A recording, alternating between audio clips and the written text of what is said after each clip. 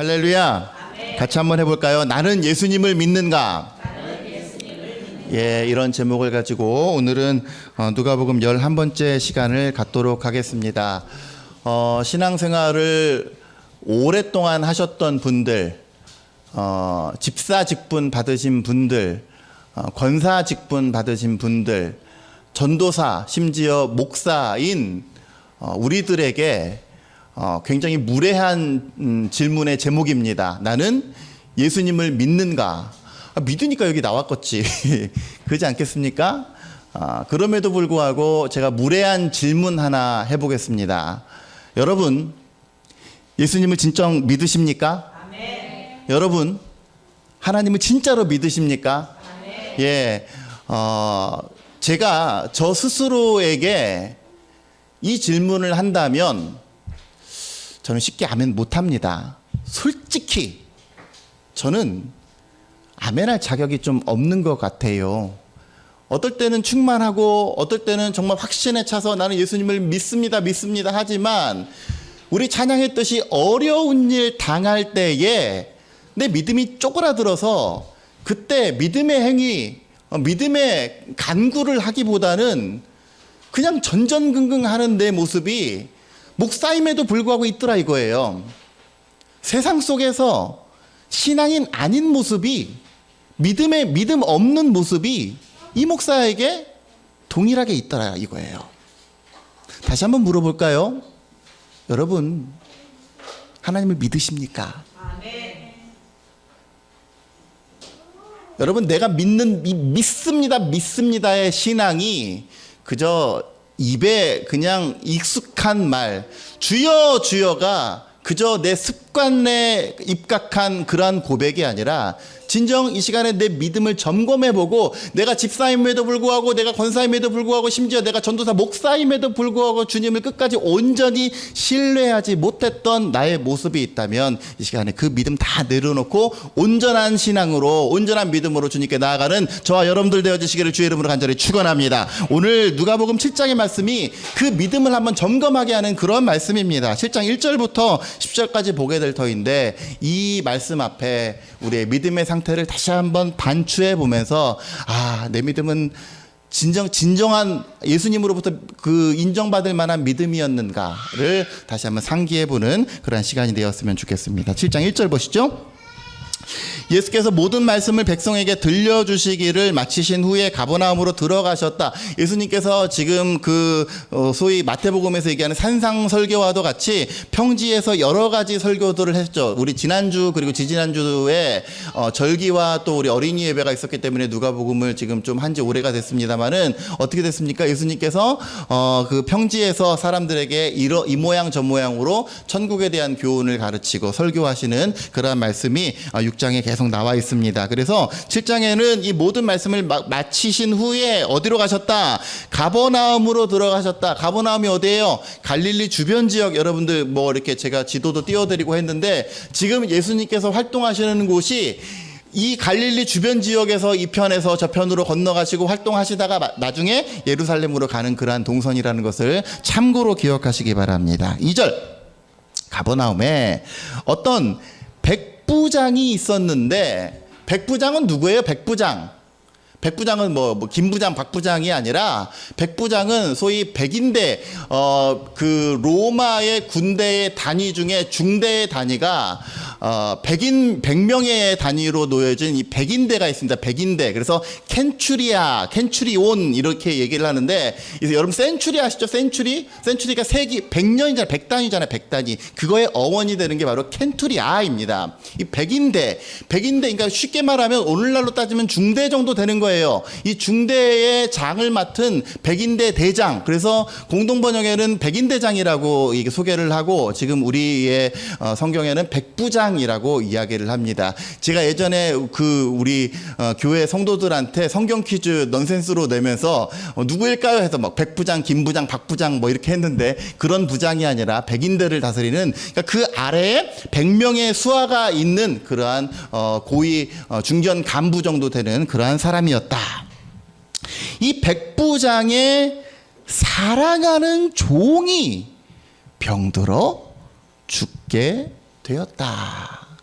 그러니까 오늘 주인공은 어떻게 보면 백부장의 종인 거예요. 종이 지금 이 스토리의 대상인데 이 스토리를 움직인 사람은 바로 백부장입니다. 그런데 이 백부장이 어떻게 했다? 3절 예수의 소문을 듣고 유대인의 장로 몇 사람을 예수께 보내어 오셔서 그 종을 구해 주시기를 청한지라. 4절 5절까지 읽어보면 이에 그들이 예수께 나와 간절히 구하여 이르되 이 일을 하시는 것이 이 사람에게는 합당하니이다. 왜? 그가 우리 민족을 사랑하고 또한 우리를 위하여 회당을 지었나이다 했습니다. 여기까지만 보면 우리가 백부장에 대해서 몇 가지를 알 수가 있죠. 첫 번째, 이 백부장은 제가 앞서 소개해 드렸듯이 유대인이 아니라 이방인, 로마인이었어요. 이방인. 그러니까 이방인이라고 하는 것은 혈통적으로 뭐 이렇게 낯선 사람이라는 의미이기도 하지만 동시에 우리 그 기독교적인 울타리 범주에서 보면 쉽게 말하면 교회 안 다니는 사람, 신앙생활 안 하는 사람이라고 해석을 해도 좋습니다. 이 백부장이, 그리고 두 번째 뭐예요? 사랑하는 종이 있었다. 그 백부장, 이 백인대 대장 정도 되면 지위가 그래도 꽤 있는 사람인데 종을 끔찍히 사랑하는 마음이 있었다. 물론 모든 종을 다 그랬는지는 모르겠습니다만은 적어도 성품이 꽤 나이스한 사람이었고 정이 많은 사람이었다. 그래서 얼마나 종을 아꼈으면 종을 사랑한대요. 되게 요즘에 뭐 갑질하는 사람들 보면 소모품으로 알고 아랫사람들을 막 그냥 쉽게 여기고 얼마나 많이 있습니까? 요즘같이 지금 관료적이지 못한 시대 속에서도 굉장히 수직적으로 이렇게 경색되어 있는 사람들이 많이 있는데 이 당시는 더 했죠. 그런 문화가 더 했을 것인데 그럼에도 불구하고 종을 소모품으로 여기지 않고 사랑하는 사람이었다. 그 다음에 또 뭐예요? 3절 보니까 예수의 소문을 듣고, 그러니까 여러분 이 신앙생활이랑은 떨어져 있는 사람, 기독교적인 범주에서 벗어나 있는 소위 세상 사람이 예수님께 간청을 하게 된 계기가 있어요. 그 계기가 뭐예요? 예수의 소문을 듣고. 이게 중요합니다.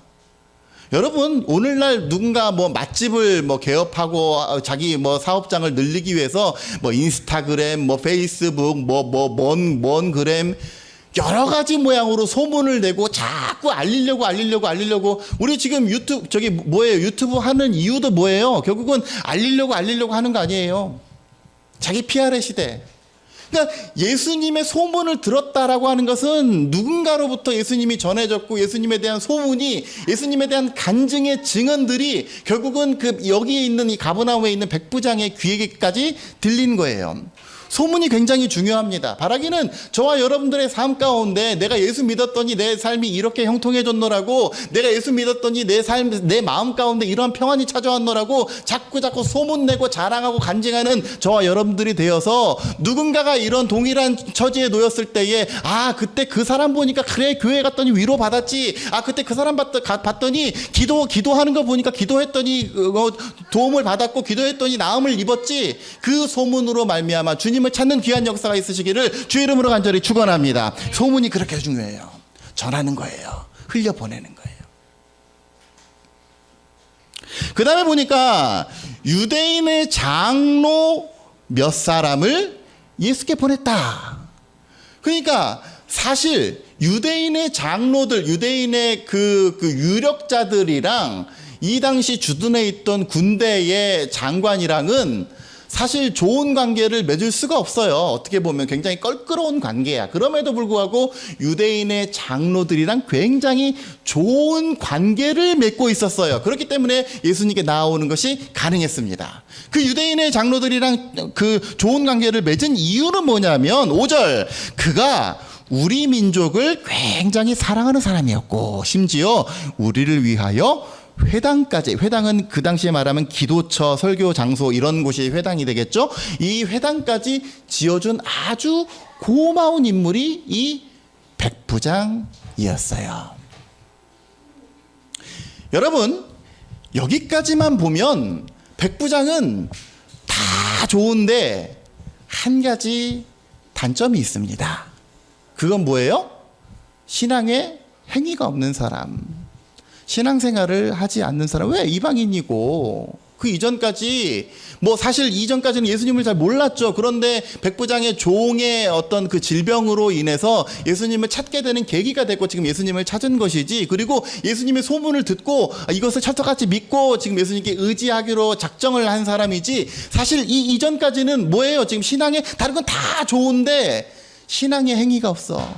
쉽게 말하면 주일 성수가 없어. 11조도 없고 뭐도 없고, 우리식으로 따지면 세상 속에서 도덕적으로는 정말 청렴한 사람이고 나이스한 사람인데 그리스도인이 아니야.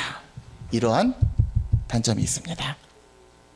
그런데 6절 보세요. 예수께서 함께 가실새 이에 그 집이 멀지 아니하여 백부장이 벗들을 보내어 이르되 주여 수고하시지 마옵소서. 내 집에 들어오심을 나는 감당하지 못하겠나이다.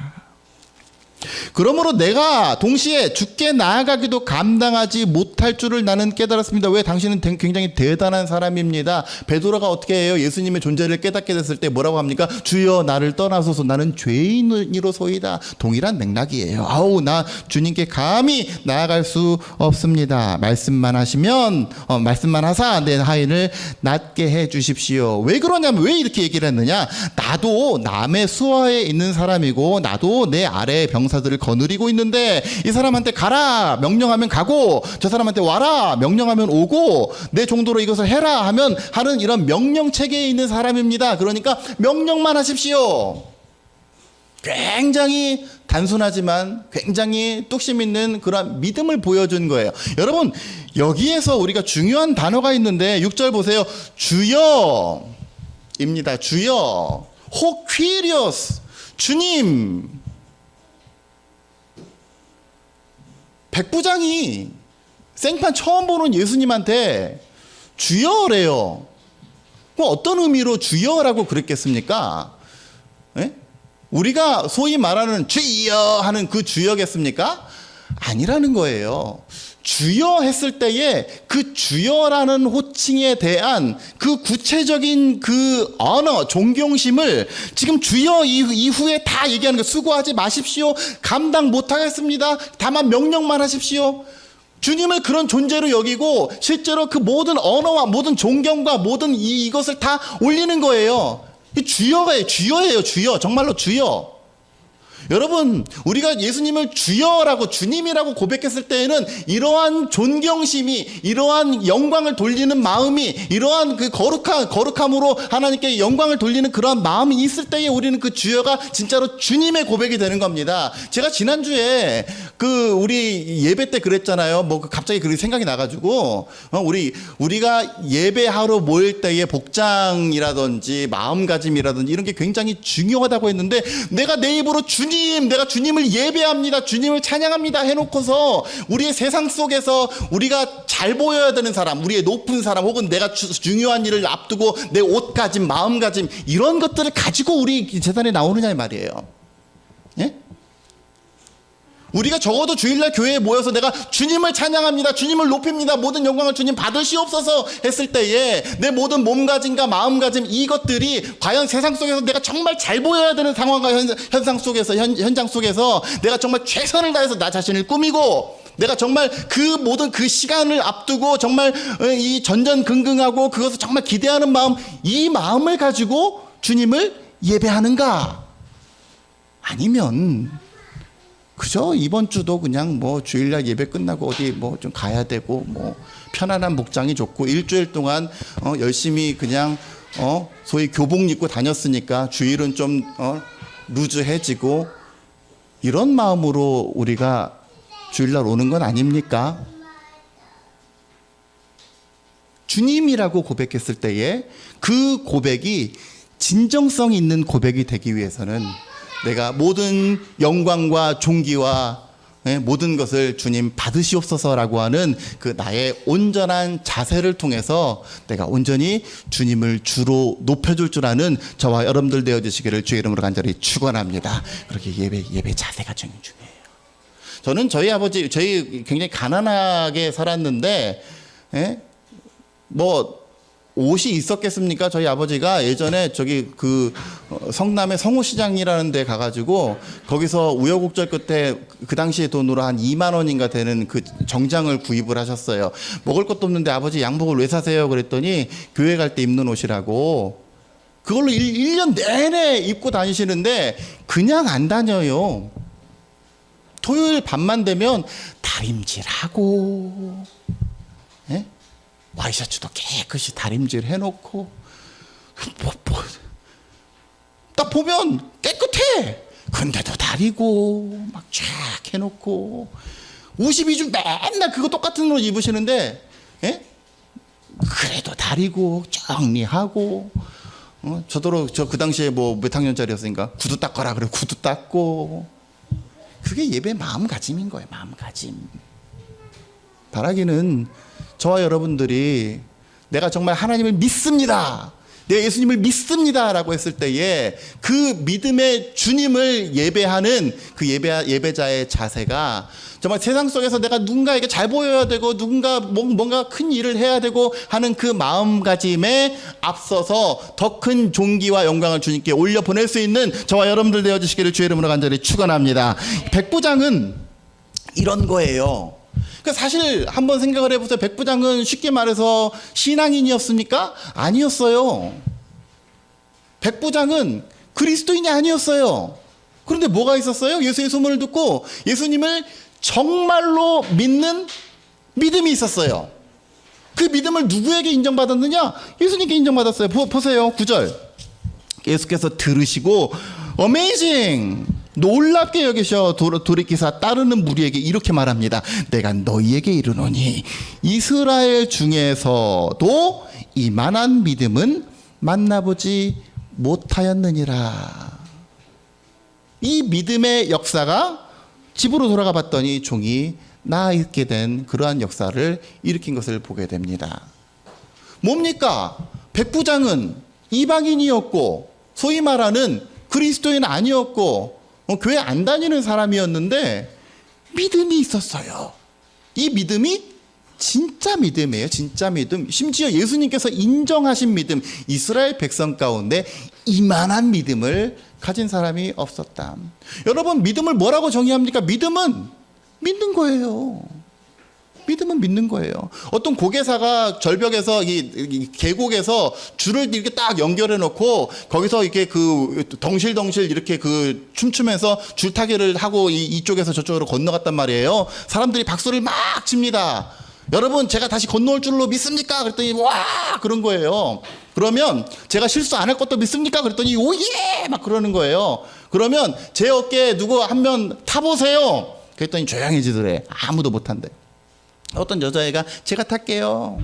탔어요. 타고 건넜어요. 그 애는 누구냐면 그 고개사의 딸인 거예요. 딸. 그러니까 다른 사람은 뭐 믿어요 오예 해놓고 아무도 그걸 신뢰하지 못한 거야. 근데 딸은 믿은 거예요. 그게 진짜 믿음이에요. 믿음은 내가 교회를 얼마나 많이 다녔느냐, 내 직분이 집사냐, 권사냐, 장로냐, 심지어 목사냐, 이게 중요한 게 아니라 믿음은 내 삶의 현장에서 예수 그리스도를 믿는 거예요. 주님을 주로 여기는 거예요. 그게 믿음입니다.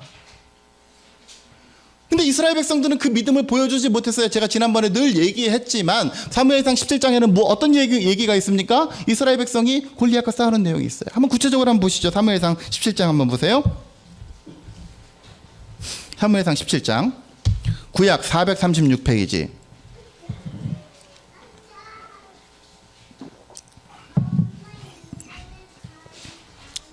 12절 이하부터 보세요. 12절. 골리앗과 이스라엘 백성이 서로 대치하는데 12절. 다윗은 유다 베들레헴 에브라 사람 이세라 하는 사람의 아들이었다. 이세는 사울 당시 사람 중에 나이가 많아 늙은 사람으로서 아들이 8명이 있는데 그 장성한 세 아들은 사울을 따라 싸움에 나갔다. 그러니까 이스라엘 백성들, 이 이스라엘 군대 가운데는 다윗의 형들, 즉 이세의 아들들도 3명이나 속해 있었고, 성경이 다른 사람들은 얘기는 하지 않았지만 대부분 다 믿는 집 자제들이거나 굉장히 잘 믿는 사람이거나, 이스라엘 백성들의 정체성이 뭡니까? 하나님께서 택하신 사람, 선민, 우리식으로 따지면 뭐예요? 그리스도인 아니에요. 교회 다니는 사람들, 기독교의 범주 안에 있는 사람들, 장로아들. 그러니까 이새가 사무엘이 이새의 집에 가서 기름을 부었다는 것은 이새의 집이 굉장히 기독교적으로 굉장히 괜찮은 집안이었기 때문에 그래요. 예? 그래서 그 아들들도 이 전쟁터에 지금 속해 있었어요. 24절. 이스라엘 모든 사람이 그 사람을 보고 심히 두려웠더라. 그 앞에서 도망하였더라. 이들은 그리스도인이고 이들은 심지어 장로 아들, 목사 아들 다 이렇게 있었는데 이들의 행위는 어떻습니까? 도망갔어요. 도망갔다라고 하는 건 무서우니까 도망갔죠. 그런데 다윗은 보세요. 26절 말미에 보세요. 예? 이 할례 받지 않은 블레셋 사람이 누구이관데 살아계시는 하나님의 군대를 모욕하느냐. 어떤 하나님? 살아계시는 하나님. 이 고백이 굉장히 중요합니다. 제가 오늘 기도 제목이 있다가 합심 기도할 때 살아계신 하나님을 신뢰하게 해달라고 이렇게 하는데 하나님이 그냥 이 글자에 박힌 하나님이 아니라 남에게 그냥 들은 하나님이 아니라 내 삶 가운데 살아 역사하시는 하나님을 신뢰할 때에 내 입에서 살아계신 하나님이라는 그런 고백이 나오게 되는 겁니다. 거기 보세요. 38절, 36절도 보세요. 주의 종이 사자와 곰도 쳤은즉 살아계시는 하나님의 군대를 모욕했다. 하나님은 어떤 하나님이에요? 다윗에게 있어서 살아계시는 하나님, 살아 역사하시는 하나님, 그 하나님을 다윗은 신뢰한 거예요. 그러니까 아무리 커다란 골리앗일지라도 너는 칼과 창과 단창으로 내게 나오거니와 나는 만군의 여호와 즉 네가 모욕하는 살아계시는 하나님의 이름으로 너에게 나아가노라. 이게 뭐예요? 이게 진짜 믿음이에요. 다윗은 하나님을 믿었어요. 왜? 살아계신 내 삶 가운데 살아 역사하시는 하나님을 온전히 신뢰했어요. 그게 참 믿음이에요. 그런데 이스라엘 백성들은 어땠습니까? 이들은 더러는 장로 아들이었고 더러는 그리스도인이었고 더러는 지난주 만약에 예를 들어서 이 골리앗과의 싸움이 있기 이 전주에 이들의 신앙의 모습은 어떻겠습니까? 교회 갔겠죠. 쉽게 말하면 교회 가서 예배도 하고 찬양도 하고 그 여느 때처럼 주일 예배를 드렸겠죠. 더러는 헌금도 했을 수도 있습니다. 더러는 기도 열심히 했을 수도 있어요. 주여 다 했을 수도 있어요. 그런데 결정적인 순간에 그들은 믿지 못했습니다. 이 믿음은 참 믿음이 아니에요. 여러분 이제 후에 누가복음 8장 할 건 누가복음 8장에 보면 이런 얘기가 있어요. 8장 한번 보세요.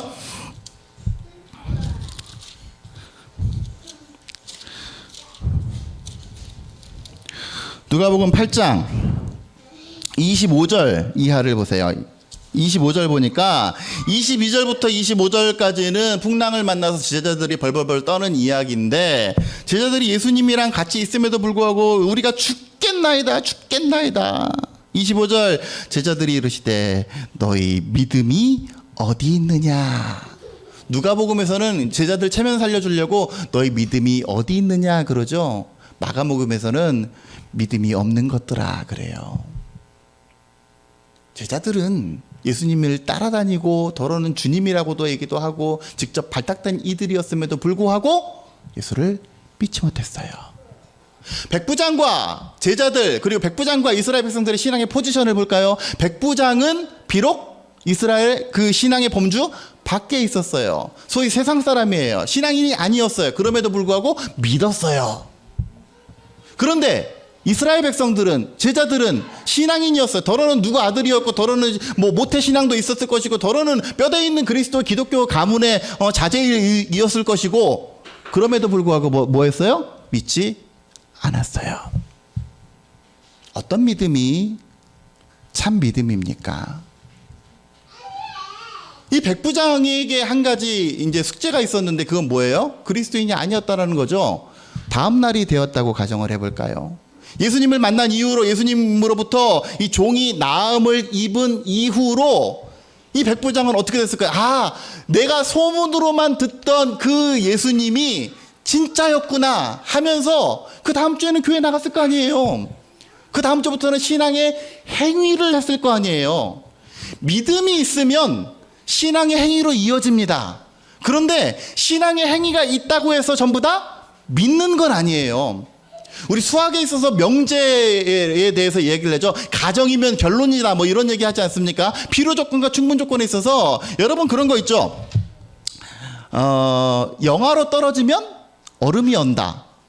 얼음이 얼면 영하로 떨어진다. 이 두 가지는 전부 다 양립할 수 있는 거예요. 그죠? 이런 거를 우리가 소위 필요 충분 조건이라고 얘기를 하는데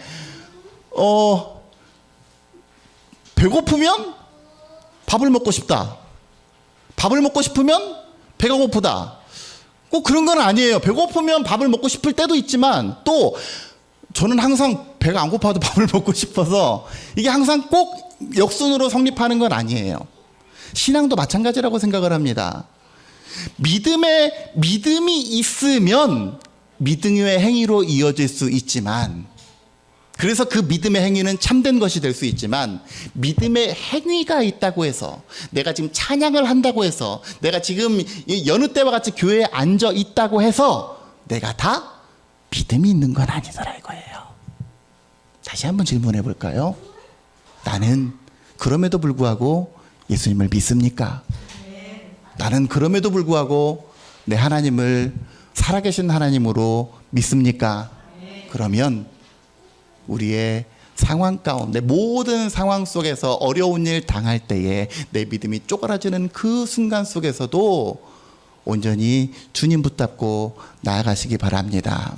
기도한다고 다 믿음이 있는 건 아니지만, 찬양한다고 다 믿음이 있는 건 아니지만, 성경 본다고 다 믿음이 있는 건 아니지만, 내가 진짜로 하나님을 신뢰하고 진짜로 하나님을 믿게 되면 기도하지 말라고 해도 해요. 찬양하지 말라고 해도 돼요. 말씀 보지 말라고 해도 막 파요. 왜? 꿀송이처럼 다니까. 그래서 믿음은 강요로 되는 게 아닙니다. 온전하게 하나님을 신뢰하게 될 때에 제발 기도의 자리로 좀 나와라, 제발 새벽 기도 좀 나와라, 이거 하지 않아도 내가 정말 자원하는 마음으로, 똥줄 타는 마음으로, 주님 아니면 안 되니까 그 붙잡는 심정으로 기도의 자리로 나오는 것, 한 주간의 삶 가운데 말씀 없이 메마른 삶을 살은 우리들의 모습, 여기에 정말로 하나님의 말씀 아니면 안 되고, 하나님께서 채워주시는 그 은혜 아니면 내가 살 수 없다라고 하는 것을 깨닫게 되면, 누가 제발 좀 말씀 좀 읽으십시오, 제발 좀 말씀의 자리로 나아가십시오 하지 않아도 말씀 보고, 말씀 고씹어 보면서 유튜브 좀 보고, 제발 좀 보세요 좀. 예? 그 믿음을 우리가 소유하게 될 때에 예수님께서 이만한 믿음을 본 적이 없느니라. 주께 인정받는, 우리의 직분이 아니라, 내 신앙의 연수가 아니라, 그 목사, 집사, 전도사, 이게 아니라 내 믿음을 칭찬받을 수 있는 저와 여러분들이 되셔서 우리 훗날 하나님 나라에 다 누구나 다 가게 되지 않습니까? 우리 주중에 그 감리교회 큰 별이신 우리 김선도 감독님이 소천하셨는데 참 여러 가지 것들을 깨닫게 됩니다. 참 많은 일을 하셨고 참 주의 귀한 일들을 하셨는데, 사람은 누구나 다 하나님께서 부르시면 갈 수밖에 없구나. 우리 다 훗날 주님께 나아갈 때에 너 왜 그랬냐? 왜 믿음이 그렇게 시원찮으냐? 네 믿음이 어디 있느냐? 책망받는 것이 아니라 오직 착하고 충성된 종이라 일컬음 받고 주께 온전히 칭찬받을 수 있는 저와 여러분들이 되어주시기를 주의 이름으로 간절히 축원합니다.